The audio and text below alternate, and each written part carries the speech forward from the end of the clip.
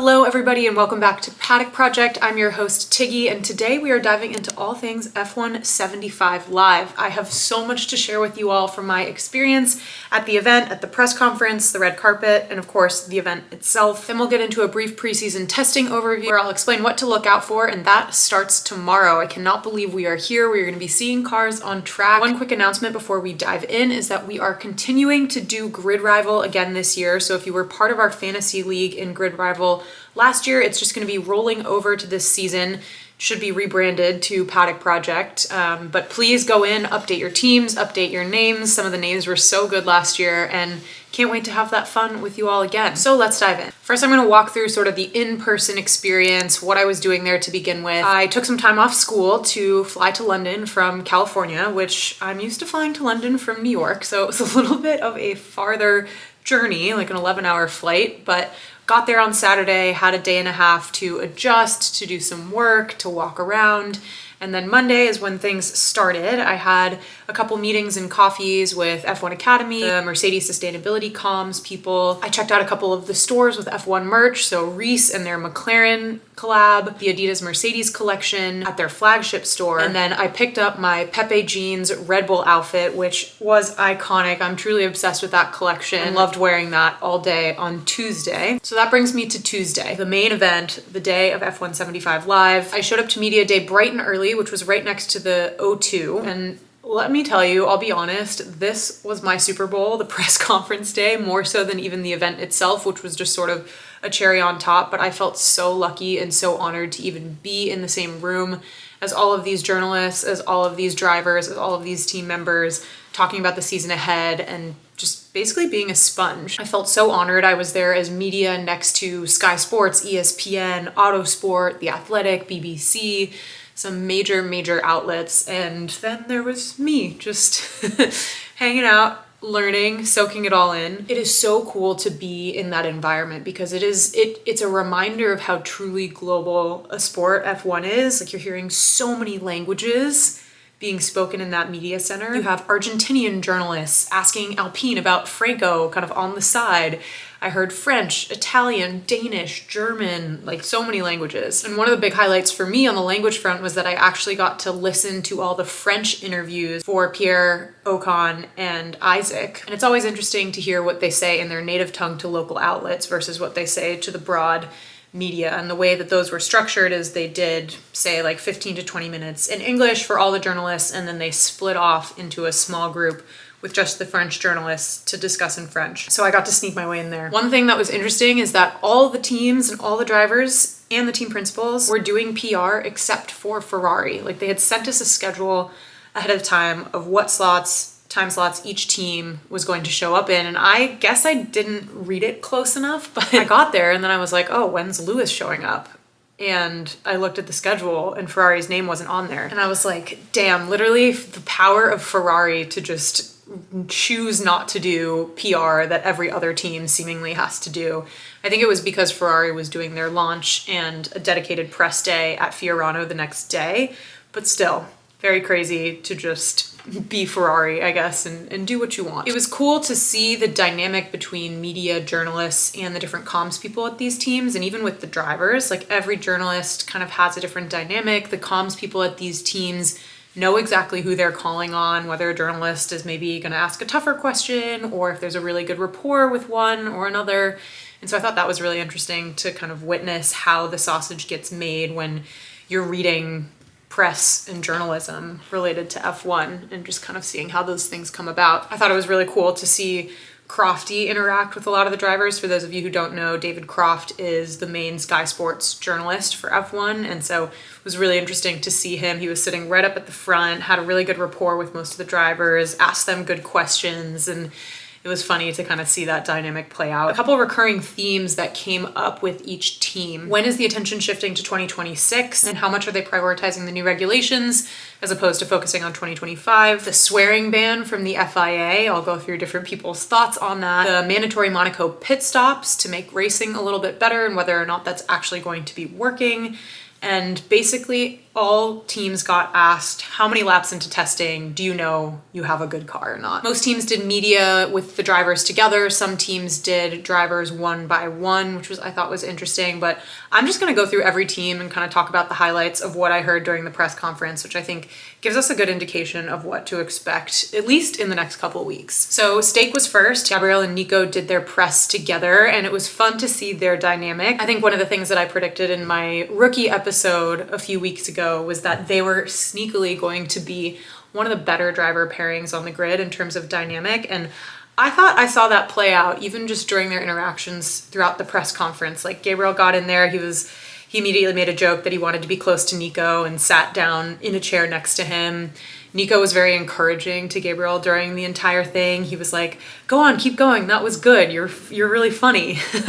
And just giving him kind of encouraging things. But some of the highlights in terms of questions asked in their answers for Gabriel, the focus was really on his thoughts about Franco Colapinto and how those fans have really showed up for him. And basically the question was, are Brazilian fans the same? And can you expect sort of the same level of support and fervor that Franco has seen from Argentinian and other fans? And Gabriel was basically like, it was crazy what happened with Franco, but Brazilians are no different. They've been waiting for a very long time since Massa for a Brazilian driver. And so basically, he was implying that they're going to show up just as much as Franco's fans have. So I hope that's true for him, because I think it's been incredible to see that excitement and that energy. For Nico, they asked him a lot about Stake's performance last year and whether or not he's been able to sort of bring in some lessons and help them rebuild over the off season, because they obviously finished last in the championship last year and have had a little bit of a struggle.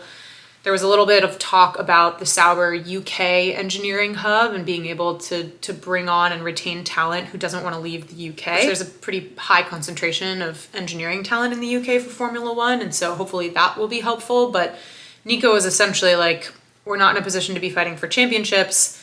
This is going to be a building year, and we need to remember where we came from last year. So maybe there's a little bit of sandbagging going on. Maybe they've improved in some capacities, in some dimensions, but I think they were very careful not to overpromise in this press conference. For Alpine, like I was saying on the French side, so for Pierre, they did 20 minutes of media in English, and then they split off and did 10 minutes with just Pierre in French, and that was really cool to listen to. But both drivers, Jack Doohan and Pierre Gasly, I felt had sort of a quiet confidence and a good rapport with media. Pierre came in immediately and started joking about how his hair, well, first of all, they were matching in terms of the buzz cuts and the hats, and Pierre came in and immediately was like, cutting my hair saves 15 minutes in the morning, and was just kind of funny and lighthearted and put people in a good mood. A lot of drivers were also asked about what they thought about the event and having to be there, and Pierre was quite positive about it. He was like, I rarely turn down a free drink, so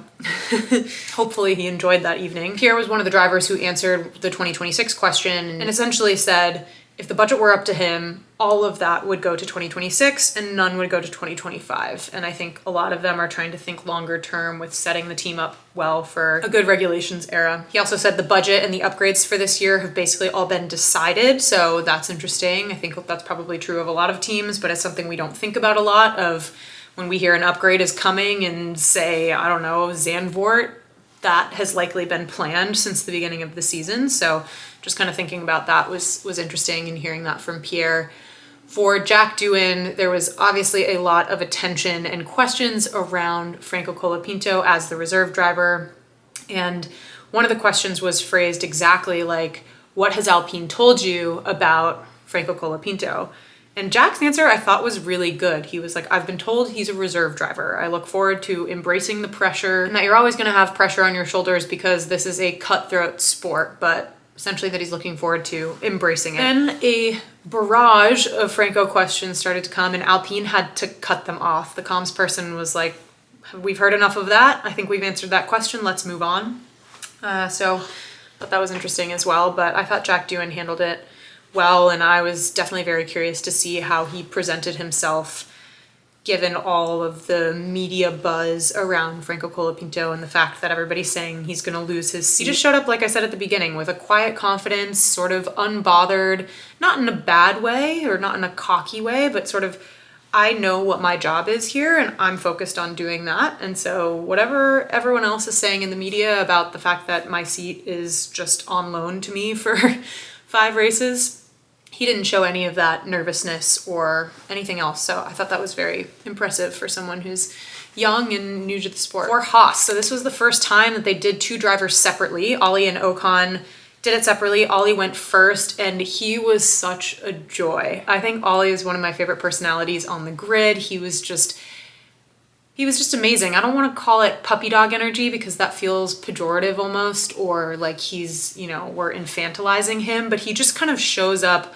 with this happy-go-lucky energy, kind of ready to go. One of the first things he said was like, "It's been a long winter. I am just raring to go." And you can tell that excitement with measured focus is really there for him. And I thought that was awesome.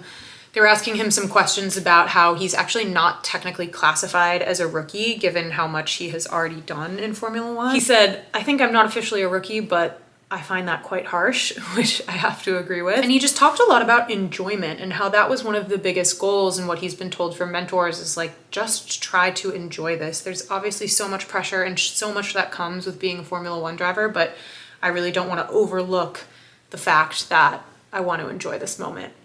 And one of the funny moments from Ollie was that he only passed his driver's test on the 2nd try because he blew a stop sign. And as soon as that came out of his mouth, he was like, "Oh, shouldn't have said that."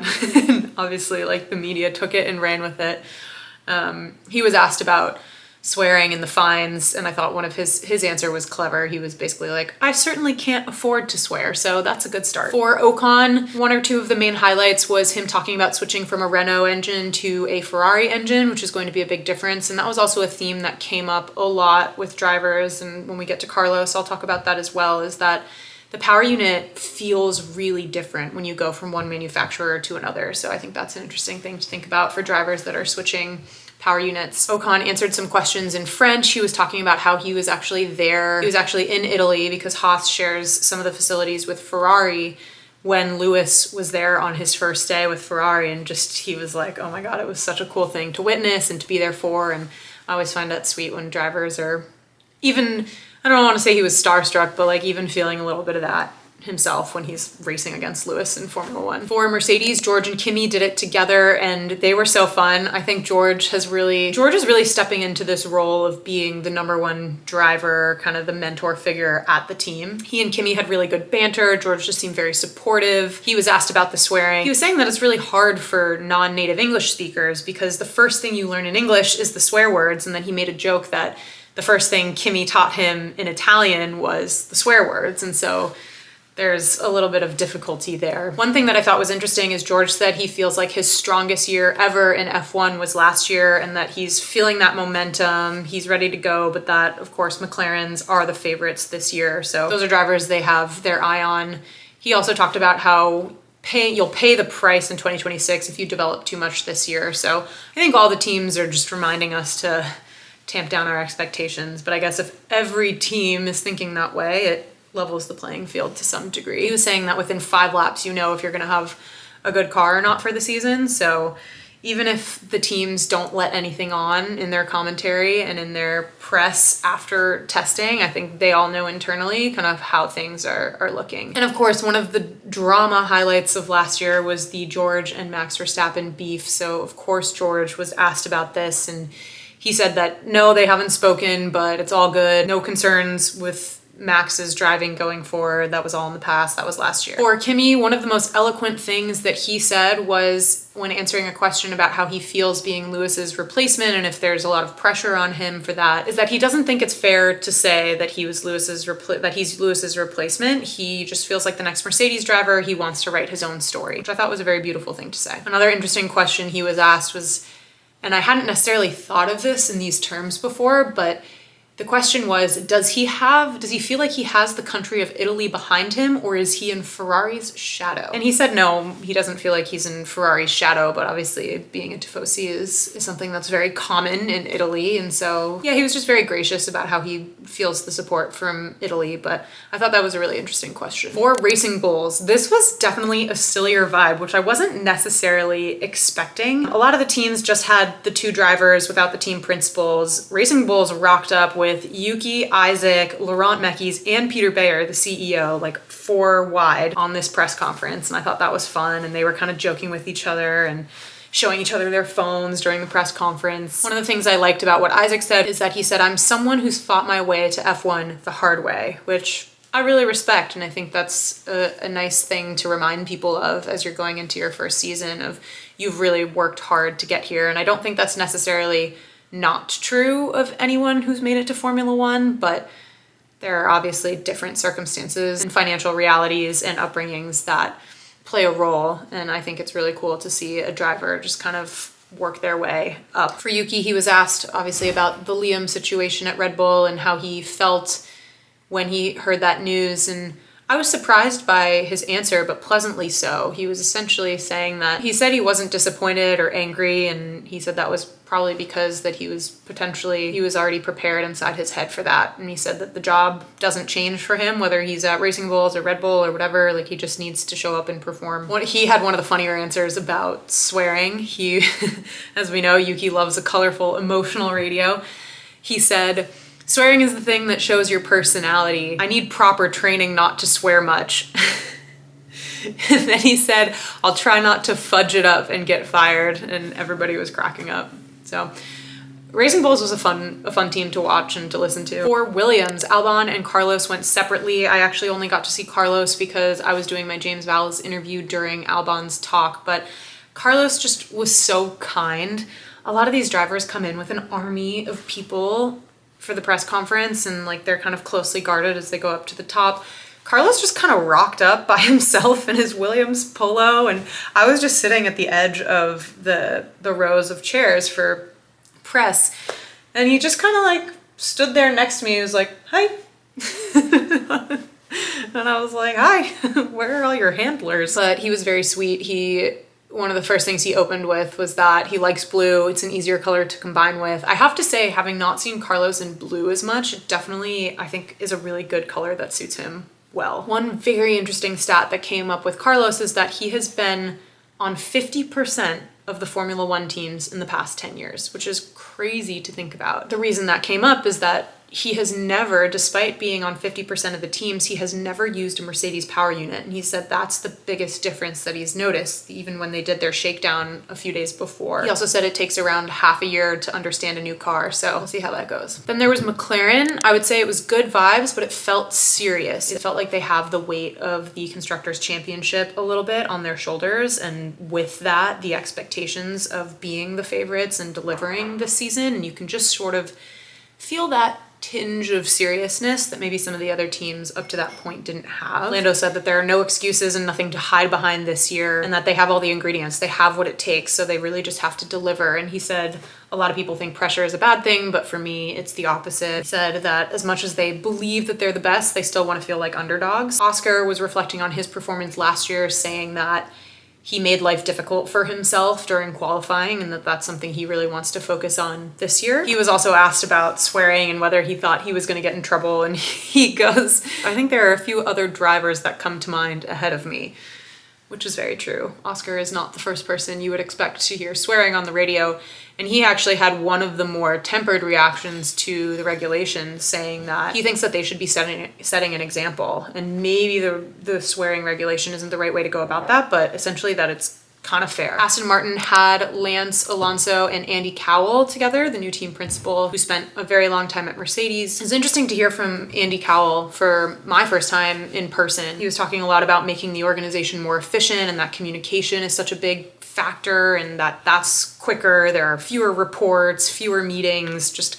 kind of trying to streamline a lot of this. And that Adrian begins the first Monday in March, so literally next week. Alonso was talking about his feelings on the event. He was one of the more, I don't want to say as extreme as negative, but he was one of the less enthusiastic about the event. Basically that, yes, they have to embrace the hype around the sport, but that he had mixed feelings about the event, and that it's kind of a period, it's kind of a distraction during a very busy time for drivers as they're ramping up for the season. And one really interesting thing is Alonso went to the F1 Legends dinner the night before, and he was the only contemporary driver who was there. He said that Max and Lewis must have been busy, but he went with a lot of the former legendary historic drivers in Formula One. And one really interesting thing was that they each wrote a phrase on a piece of paper that will be opened in 25 years at the 100th anniversary of F1. So let's just wait 25 years and see what Alonso had to say at this moment in time. Red Bull was last. Most of the questions went to Max. It was funny, Liam got asked one question after so many to Max, and he just goes, yes. So I thought that was funny. It was interesting to see them two together. Max, of course, was also asked about the George beef and said that it's fine, it's all good. So let's talk about the event. I'm going to talk about the red carpet, which I was lucky enough to be on, and talk to some of the drivers. But first, I want to get to my overall thoughts. I think everybody is entitled to their own opinions about this event, and I can only speak from my experience in person, which I recognize is a very privileged position to have been in. Were I on US time watching during my lunch break in between classes in broad daylight, it might have hit a little different.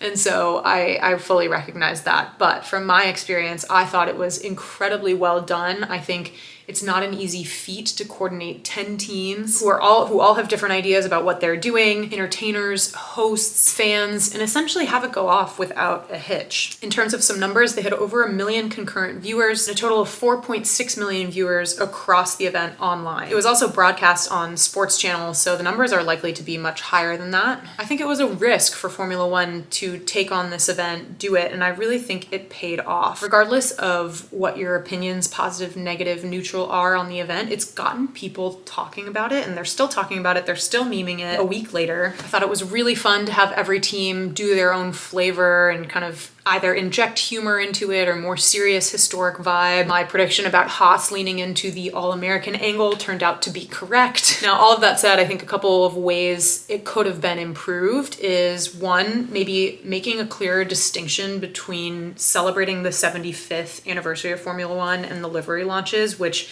as Jack Whitehall joked, like, they're always the same. They don't really change, and there are some exceptions this year, but at the end of the day, the excitement is not necessarily seeing the new car.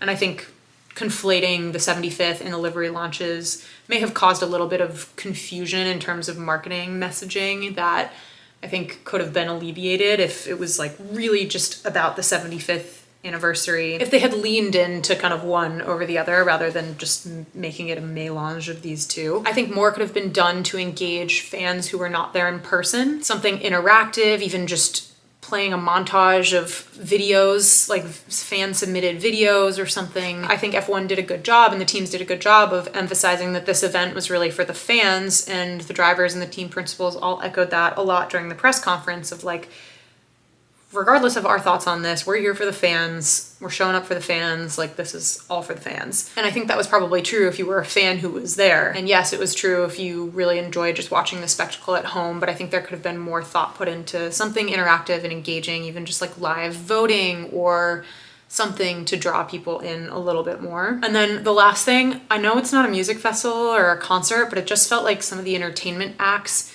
fell flat. When I saw the list come out, I was sort of like, interesting. And maybe that's just my taste in music is not Machine Gun Kelly or Kane Brown or Take That. Some of these people I had never even heard of, and I recognize that may be just me living under a rock, but I thought that they had an opportunity to bring in a huge name. And maybe you could argue one of those is that name, but the fact that I feel like I'm questioning it, and a lot of people I've seen online are questioning that as well, it just feels like maybe they had an opportunity to bring in someone else. Maybe they had an opportunity to bring in a massive name to drive a little bit more excitement. Now, I will say Thames was such a highlight from an entertainment perspective, and we'll get to that when I talk about Aston Martin. Now that initial thoughts are out of the way, let's talk about the red carpet. So, first of all, it was outside and it was freezing, which would have been nice to have a little bit of a heads up. I was told that I would have a spot on the red carpet. I thought it was going to be indoors. I got that black jumpsuit outfit. I went and got red heels. I was like, oh my gosh, I'm so excited. Didn't need to do any of that. Really just should have brought gloves, a hat,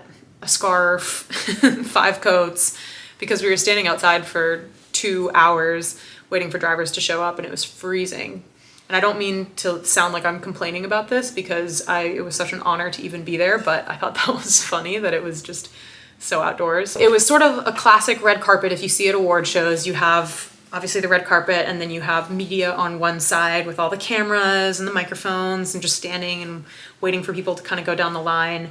And then what I thought was cool was on the other side, there was space for fans. And some drivers, like Lewis, only went the fan way. And so he just took a couple pictures with fans, selfies with fans, and then went inside, didn't, to my knowledge, do anything on the media side. And then most of the other drivers did media. Max may not have either. But that was cool. So you could see people walk in, and the comms people for each team were accompanying the driver or the team principal and telling them who to go to. Like, they were on a schedule. There were a couple drivers that I was supposed to talk to that just didn't happen. Like, I was slotted in their schedule, but it was a little bit of chaos. And so, I don't know, one of those drivers I don't think did any media. But I did get to talk to Oscar and Alex Albon, which was incredible. Cue my conversations with Oscar and Albon. Hello again, Alex. How are you? What was the best thing you did this off season? Not much. I basically spent a lot of time over on the west coast of like LA, San Diego. I wanted to get better at paddle. That was like a big priority for mine because I was falling down the driver's skill level. So I spent a lot of time with getting lessons. So I've come back stronger. So you and Carlos are going to play? Yeah, I heard he's very good. And James has been practicing more than all of us combined, I think. So he's a dark horse. Incredible. And what's your favorite thing about Carlos as a teammate so far? I think it's just the experience. It feels like you can tell it's his, I don't know how many years he's done, 10 years, 9 years in F1 now. Yeah. So you can feel that with him. There's a presence of calmness, and I'm just excited to see what he can bring to the team. Amazing. Well, we're rooting for you, Alex. Good luck. Oscar, so good to see you. What's the best thing you did this off season? Went home and did nothing for a few weeks. No, it was nice to see my family. So yeah, that was definitely the best thing I did last year. Amazing. And what's the plan for this year? Are we going for the gold? Definitely. I mean, that's the plan and the preparation. We'll see, what kind of car we've got, but that's what I'm preparing for. Yeah. And I think it would be silly to prepare for anything less. And trying to get every bit of performance out of the off season that I can, and hit the ground running. Yeah. You're known for being very cool, calm, and collected. Is there anything that rattles you? I mean, I'm very cold, calm, and collected right now, but rush hour traffic, I feel like that gets to everybody, and I'm not immune to that. Are you a road rage driver? I keep it to myself, but I'm okay. Thank you. We're rooting for you this season. I also got to talk to Brian Tyler, the Alpine DJ, which was hilarious. And he was telling me about how he composed the F1 theme. And I got to talk to so many of the F1 Academy drivers. I got to talk to Aurelia Nobles, Dorian Pain, Tina Hausman, and hear my conversations with all the F1 Academy drivers. Congratulations on your second season. How excited are you for the season to start? I'm super excited, and I'm so grateful for Puma to giving me the chance to do it in one more year, and ART as well for believing. I'm super excited because there's new tracks, and my first season wasn't as great as I wanted to, so I just did a reset, and now I'm like fully ready. I prepared myself so hard, and I can't wait to get back on track. What's the biggest lesson you're taking from last year into this season? To stay calm when things aren't going like in my way, and communication with the team is like the key. To talk to my engineer, to my mechanic, to even my teammates, to know more about what they think and the driving, and to learn from them as well. What race are you most excited for this year? That's a hard one. I think maybe Singapore again, because it was such a nice experience to do street circuit. I'm not very used to it, so no, it was really nice. And the best thing you've done in your quote-unquote off-season? Off-season? I turned 18, so I don't. Big. Yeah, I don't have my driver license yet, but I don't have time for it. It's so funny to me that so many drivers don't have their license, but you'll get there. Yeah, I will. Well, we're rooting for you. Good luck this season. Dorian, how are you feeling? Good. It's amazing. You ready to start racing? Yeah, I'm definitely ready. I can't wait. Yeah, and so what is the biggest lesson you're taking from last season into this season? Have learned so much things, and the most important thing is that you never give up. If you don't win, you learn, and if you win, you learn as well. And That's beautifully said. yes, yes. That's amazing. What race are you most looking forward to this season? I think Shanghai, the opening round, will be amazing. I think it's a beautiful track, so I'm very looking forward to it. But there's 3 new tracks in the calendar, so Montreal and Las Vegas and Shanghai. So I think it's going to be amazing, and I will enjoy as much as possible. Yeah, season finale in Vegas. Are you ready to race down the strip? Yeah, I think it's going to be mega. America and the people are always always amazing, and there's so much atmosphere and great moments sharing our passion, motorsports, and I think it will be amazing. Yeah, absolutely. And how was your time on Jimmy Kimmel? Yeah, Jimmy Kimmel was amazing. I didn't expect it, but I'm so grateful for this opportunity. Being in LA for the first time and going on the stage in one of the biggest America shows was totally amazing, and yeah, I enjoy every second of it. What's the goal for this year? World champion? I hope to win the title at the end of the year. That's my only goal in mind. Yes. Okay. So you are fresh off an announcement that you're returning for the season. What was that moment like for you? Yeah, I mean, it's very a proud moment. Yeah, really hope to get back to the second season, and I'm really, really happy to be back with Aston Martin, of course. Yeah. And I cannot wait because the calendar looks amazing this season again. Yeah, what race are you most looking forward to? I really like Miami. I think it's very cool. And also Shanghai, because I like the Asian culture, so I'm really excited for that. Yeah, and you're going to be finishing in Vegas, which we're so excited about as your season finale. Are you excited to race down the strip? Yes, definitely. I remember watching the race last season from F1 there, and it was super cool to watch, so I'm really curious to see how it will be in our F1 Academy cars. So I just turned 18, not 21 yet, but I'm sure I'm going to have a great time. Yeah, that's okay. You don't need to hit the casinos yet. So what's one of the biggest lessons you're taking from last season into this season? I think like the mental resilience.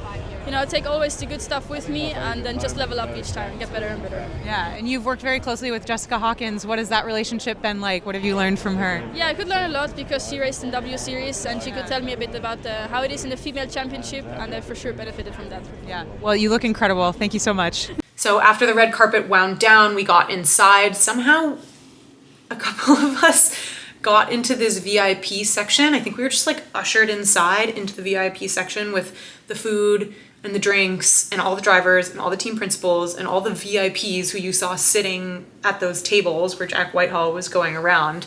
So somehow we got in there. I shared a glass of champagne with an autosport journalist, and then we decided it would be wise to probably go back to our seats. They had the media sitting in a dedicated section, and so we found our seats. The show began. It was a great view. I thought being there, it went so fast. Like, you think 10 teams, a lot of performers, monologues, interviewing style type things. But I thought it actually went so fast. I know a lot of people have differing opinions on Jack Whitehall. I thought he was hilarious. I thought he knocked it out of the park. Yes, there were some jokes that I thought maybe we could have done without, or yes, the thought went through my mind many a time that if he were a woman, he couldn't say a lot of those things. But I am someone who believes that there is really space for humor, and we often forget that sometimes. And I thought it would have been easy for someone like him, who's not necessarily involved in F1, to not get into the weeds of the sport and know the ins and outs and know the beef of like bringing up George and Max or all the things that he mentioned. I thought he did a really good job in terms of researching the specifics of the sport and the current dynamics and the vibe of where we're at, and just delivered. The thing I could have done a little less with were the Charles jokes. He just looked kind of uncomfortable, and I think we got it after a while. Laura also killed it as an announcer, so that was amazing to see. And now we need to talk about the booing situation, Boogate, or whatever you want to call it. I think there's been some confusion online of who was actually booed, and I can tell you from sitting in the event, it was the FIA, it was Christian Horner, and it was Max Verstappen. Those were the loudest that I heard. The FIA and Christian Horner being the loudest, and Max's boos a little more muted. My thoughts on this, I think booing is so uncool. I think regardless of what you think about someone or a fan, it's humiliating. I feel like for everyone involved, it's disrespectful. And I hear the arguments where it's like, oh, this happens all the time in other sports and they should have thick skin and it's all part of the situation. Like, it doesn't have to be. It gives that argument is giving like, oh, because someone else does it, it's okay for me to do it. I don't really buy that, and I thought it was very uncool. And whether or not this is actually coming from Max or is just something that's coming from Jos Verstappen or has been blown out of proportion by the media, I don't know, but Jos did say that Max will be quote unquote boycotting future British events due to this whole situation. Now, I'm guessing that's probably not true, but I have a feeling F1 is going to have an uphill battle on their hands trying to convince certain drivers and certain team members that doing an event like this every year is a good idea. I really do wonder if this event had been anywhere else, not the UK, what that booing situation would have looked like. Obviously, Max and the British fans have never gotten along super well, but yeah, like if they hosted in the US, I really wonder what the crowd's reaction would be like for any of this. I could see the FIA and Christian Horner getting boos, but I don't know about Max Verstappen. But anyway, the energy was electric in there. I thought it was really cool to see the crowd's different reactions to each driver. Lewis obviously got the biggest applause, and people loved James Vowles and Charles and Carlos and Albon. And on the way out, I was just sort of listening to people talking in their groups, and I just heard a lot of, that was so good, or that was amazing, and talking about different moments. I think some of my favorite moments were the Aston Martin launch. I think they nailed it. I think they did such a great job. First, taking over the tube station right outside the O2, like they had the entire thing branded Aston Martin Aramco, even up the escalators, photos everywhere, Alonso's face, even like when the turnstiles where you scan your ticket or your phone or whatever to get out, it was like all Aston Martin. And then the Bond situation, the fact that Lance and Alonso came out into the crowd in helmets, I just thought it was so well done. And then of course Thames, she knocked that performance out of the park. I just think they deserve the MVP for the launch. They understood the assignment and they executed. Haas, I knew was going to lean into this American angle. That was a prediction of mine from several weeks back, that this season with GM and Cadillac approaching in 2026, Haas really wants to get some of that piece of the American pie. They haven't really, in my opinion, done a great job of leaning into until now. And so them having Kane Brown and having that America video and the whole thing, I think that was predictable from my perspective, but I'm not sure how it landed with American fans. I haven't heard a ton of people talking about it. One of my favorite liveries was V-Carb. That seems to be a popular opinion, but the white and the meme of Isaac Hadjar's face as he's lifting up the cover and is like, oh, it was so funny. So I thought that was amazing. I was really surprised by the white on the Ferrari car with the HP logo. Like, that is shocking to me, and I'm not sure I'm a fan.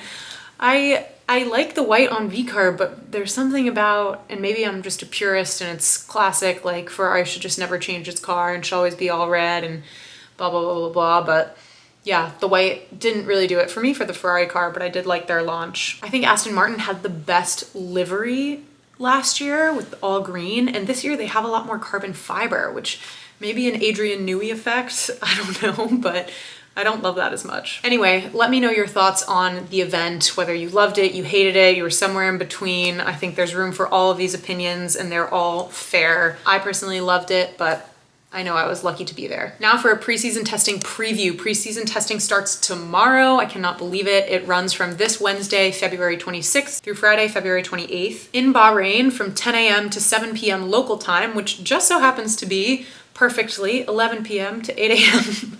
my time. So I will probably be catching up on testing the next morning, but here's a bit on what to expect. So what is it? It's a chance for teams to get their new cars on track before the first race of the season. Teams can see if the designs and concepts that they've been working over the off season are working as expected. It gives drivers some time to get behind the wheel, get adjusted to a new car. And it's also fun for us because we get to see cars on track for the first time all season. In terms of how it works, it's actually super regulated because testing time is a vital commodity in F1. Each day there are morning and afternoon sessions, 4 hours each, normally split about 50-50 between the drivers. So you'll see, for example, like George Russell going in the morning, then Kimi in the afternoon, maybe swapped the next day, swap the next day. Some teams do it so that you have one split day and then one full day with a driver and then the third day with another driver.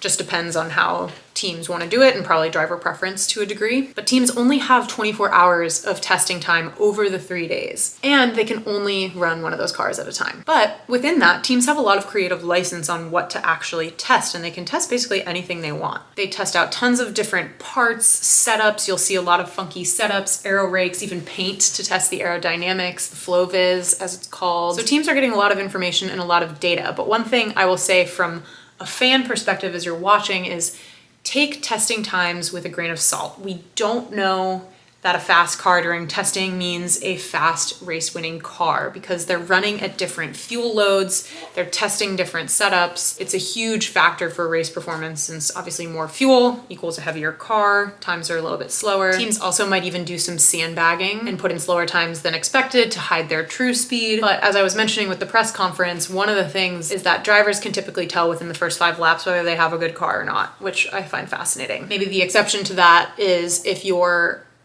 a driver on a new team in a new car with a new power unit. So Lewis, for example, going from a Mercedes power unit to a Ferrari power unit, Carlos making the opposite switch. I think both drivers are going to have a lot to get used to when it comes to that. A couple things that I'm looking out for is Hamilton. Obviously, how does he look in the Ferrari? What are the vibes? Can't read too much into testing times, but it might be interesting to see the differential between him and Charles. Red Bull is a big open question, is how fast their car is. Will we get a sense of that? I think in previous testing years, we've seen Red Bull look pretty strong, but again, it's gonna be hard to fully tell. And last big thing, rookies. Can't wait to see the rookies out on track, see what they're looking like, see who seems to be adjusting well. But with that, can't wait to come back next week. Very special interview that is timely for a certain show launching, plus a little recap, hopefully, of preseason testing. With that, happy testing and chat to you next week.